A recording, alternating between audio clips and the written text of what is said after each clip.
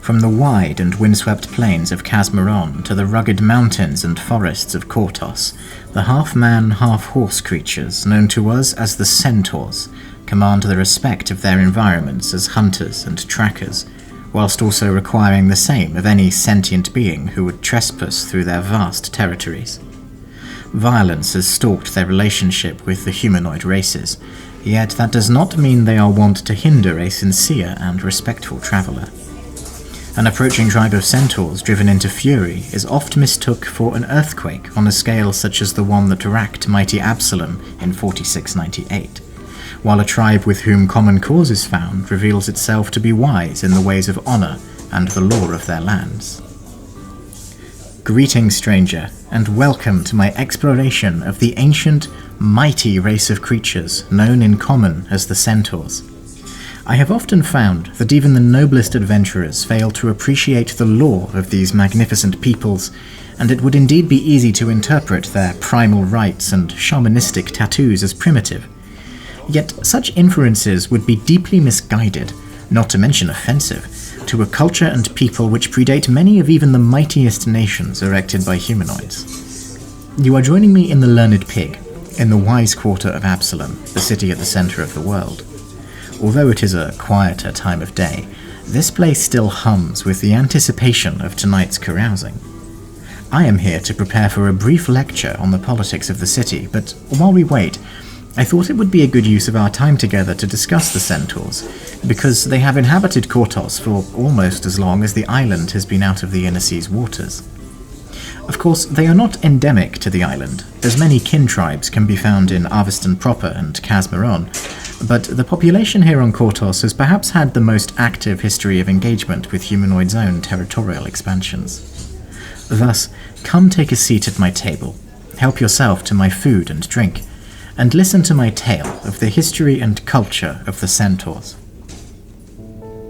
I am confident that you have at least heard the term before. Centaurs are described in the Encyclopaedia Golarienensis, also known as the Hitchhiker's Guide to Golarion, as being half man and half horse, though in fact they are not closely related to either. A typical individual boasts 4 powerful equine legs and tail, organised in support of a body that quickly transitions to an upright, humanoid torso, complete with accompanying head and 2 arms. Thus, centaurs boast 6 limbs, and all of them are far stronger than the average horse's leg or average human's arm. In fact, this typical individual will have a powerful and muscular build, which is a testament to its constant use and tempering throughout a centaur's life. They are as fast as a warhorse, yet as intelligent as your average human, while their hides boast a degree of natural toughness, though they are not quite as hardy as the sturdier warhorses. Centaurs also stand taller than most horses, commonly reaching and even surpassing 7 feet in height from ground to head. A typical individual will live for about 60 years. Almost all centaurs inscribe intricate patterns of tattoos over their bodies. These represent their families, their tribes, and sometimes their roles within both. Particularly learned sages can notice the subtleties in different tribes' tattoos and win respect by paying homage to one's correct lineage. Most centaurs you encounter beyond humanoid settlements will be guardians of their pastures' borders and thus equipped with bow, spear, and shield. Centaurs are legendary hunters and will not hesitate to loose arrows from a distance at anything, or indeed anyone, they judge to be a threat to their people. Now, this is a description worthy of respect when it is assigned even to a single creature, but centaurs rarely limit themselves to isolationism by choice. Instead, individuals associate with ancient and highly territorial groups called tribes, or sometimes clans. Most tribes consist of 15 to 35 centaurs, but the largest ones number into the low hundreds. Each first identifies a central location important to their religion that they name the first pasture, before radially expanding their territory thence. I will return to this first pasture and centaur religion in a moment, but first I should point out to you that this territory will almost always consist of several redundant or secondary units of land, pastures in their own words. These are more lightly patrolled and otherwise remain unused by the tribes, who consider the overworking of land to be anathema to longevity. However, in the event that a threat or great need drives them away from their preferred pastures, then they are capable of pivoting to these secondary locations with impressive speed. Such resilience facilitates a strong defense of their first pasture, which will almost always be maintained to the last centaur. Located in the heart of any tribe's territory, the first pasture is the most sacred and important site. It is consecrated by a religious leader known as the Sower of the Ash, and if by some misfortune you were to stumble into one unnoticed, you would be able to identify it, before your death, as an open space fitting for such creatures, decorated at all times with a multitude of wildflowers that bloom into all the colours of nature. Their maintenance is so important because the first pasture is the location for every ceremony conducted by the tribe, from birthing grounds and weddings to funeral pyres and battle rituals. The first pasture welcomes them all. Sowers of the Ash are the most senior figures of the so-called Greenspeakers, who are the Centaur's religious professionals. If numbers permit, every pasture in Centaur care will be assigned one. The title, Sower of the Ash, refers specifically to their most sacred ritual, which involves the cremation of their dead at twilight by way of a great pyre that must be maintained through the night until the sun's morning rays. In winter months, when deaths are most common, this can be an incredible challenge, and its conclusion is heralded by the scattering of the deceased's ashes over the first pasture's soil, thereby ushering in fertility with the new dawn. You see, the daylight hours are considered sacred to life by centaurs, while the nighttime mirrors this to death. The twilight hours that border these periods are thus seen as important transitory events in each day's cycle, and if life must be granted, or revoked, relevant activities are most likely to occur during them. And yes, this does mean you would be wise when travelling on Kortos to double your watch as the sun rises or sets, because this is when the centaur's wrath is at its most terrible. So, let us discuss travelling near or through centaur lands. Firstly, I must stress that attempting to navigate through a tribe's territory unnoticed is the surest folly, for even the smallest have at least one specialist forager whose knowledge of their borders greatly surpasses your ability to conceal yourself and cover your tracks. You must not travel disguised or in stealth, as by doing so you risk waiving any chance to petition or to parley with these creatures, which is likely to result in a swift death to deadly arrows. However, so long as your ancestry is not considered destructive to the tribe's leaders, then you will probably be given the chance to meet with a centaur forager who will hear your reasons for journeying into their tribe's lands. If you demonstrate that you bear no ill will to their pastures and people, then you will likely be granted passage, and you may even be escorted and protected from third-party threats that would otherwise have hunted you.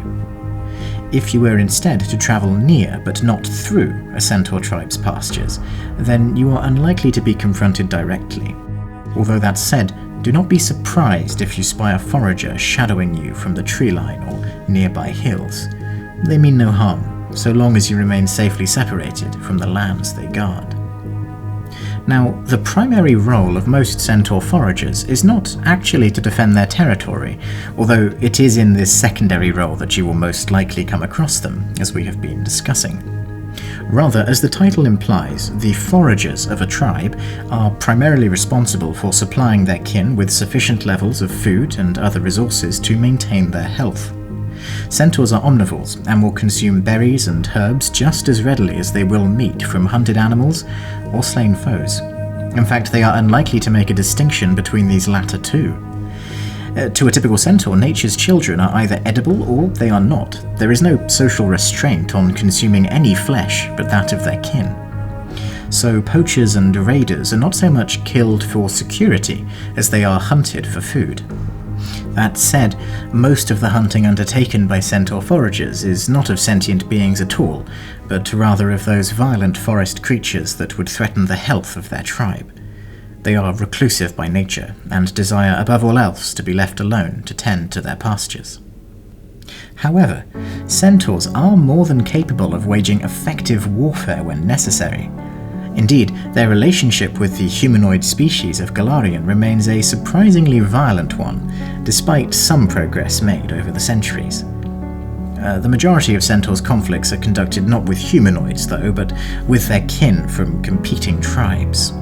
Usually, these do not require full-scale mobilization of their warriors, for both sides acknowledge the devastation that would invite to their respective territories. Instead, warring tribes generally resolve their conflicts by arranging for single combat between the mightiest among them, who are called Centaur chargers. The blood-red tattoos of a Centaur charger instantly distinguish them from the rest of their people, and they are bestowed in a sincere ritual that brings both prestige and power to the one blessed. Once promoted to a charger, the Centaur generally retains their war paint for the rest of their life, and will command their companions in battle when struggling against non-Centaur foes, who they believe will never respect the preservation of nature. When this happens, Centaur armies are a sight to behold, albeit from a safe distance. The thundering hooves of even 100 foragers led by a charger are enough to dissuade all but the most zealous of opponents, who are then quickly trampled quite ruthlessly into the ground. If their role as cavalry fails to win the day through intimidation or sheer momentum, then a Centaur warband will switch tactics to focus on utilizing their weaponry. Generally, Centaurs favor ranged or long weapons that prevent a foe from ever reaching striking distance, and Centaurs prefer to retreat and regroup for a second charge before allowing themselves to become bogged down in an unnatural melee. However, despite this aversion to prolonged combat, Centaurs are actually equipped with some of the finest weapons and armor, a feat that is especially impressive given that they rarely forge metal tools for themselves, and those they do are of poor quality. You see, Centaurs are not fools. They have long recognized the importance of beating invaders at their own game, so to speak. To that end, almost all tribes have long endeavored to purchase, trade, or otherwise acquire the arms and armor of the humanoid races and use them to their own ends. The Centaurs here on Quartos, for example, are known occasionally to peaceably intercept overland caravans en route to Absalom to offer powerful medicines or protection from the island's more violent inhabitants in exchange for breastplates, spears, shields, and swords. Alternatively, a tribe might seek a small settlement at the edge of civilization and establish a trading relationship with them in similarly beneficial exchanges. Now, Centaurs do not treat all humanoid ancestries equally. While local histories and politics will influence specific examples, in general they are wont to treat elves and gnomes with far more respect than they do humans or dwarves. On Quartos, humans are especially distrusted due to Absalom's association with expansionism and the city's history of violent sieges that have destroyed the surrounding wilderness. On the other hand, the tribes that inhabit Cheliax are actually on reasonable terms with many of its lesser settlements, and specialist Centaur cavalry units are not unknown to the Empire's armies. Regardless of location, though, orcs and goblins are almost always attacked on sight, for they are believed to bring chaos and destruction wherever they roam. So, it would not be unfair to describe Centaur tribes as a whole as mildly to extremely xenophobic, but such an adjective cannot extend to every individual within those tribes. Sometimes there will be born an especially restless Centaur to an especially isolated tribe, and the union of the two frequently results in the former leaving or being expelled from the latter. Centaurs who no longer associate with any tribe are universally mistrusted by their kin, yet in exchange these Centaur outcasts typically consider them to be backwards and stubborn in the face of inevitable progress. These lone Centaurs are the ones you will find in Absalom proper, or integrated into the other major cities of Golarion, though they are exceedingly rare. After all, the majority of humanoid settlements were simply not built to accommodate an intelligent, 7-foot-tall human-horse hybrid creature with 4 legs and a mass exceeding 2,000 pounds. Nevertheless, their enthusiasm for other cultures normally guarantees a level of knowledge and experience about the wider world that you adventuring types would find most useful, I think, so it could well be worth making the effort to see to their needs yourselves. Finally, let me preemptively answer two of the most common questions that adventurers ask in their unfortunate ignorance of the centaurs, outcast or not, whom they encounter. Firstly, will they serve as mounts? No. Centaurs are more than capable of being a mount to even the bulkiest of humanoids, but they consider this to be the height of humiliation. A centaur who offers to serve as one for any length of time must be driven by desperation and be in sincere need of help. And then, do they like horses? Also no. In a similar vein, centaurs see horses as lesser creatures, and their domestication as mounts to be a mockery of themselves. Be best advised not to liaise with one if you have any equine beast of burden in your group. They do not have an irrational hatred of horses in the same way that goblins do, yet neither will they mourn the passing of any steed from this material plane into the next. In fact, there have even been times in Absalom's history wherein horses, which are not native to the island, have been one of the few goods banned from imports. This has since been lifted, and horses are now actually quite popular on Kortos, but wise travellers still swap them for camels or even elephants when travelling beyond the city's borders into Centaur territory.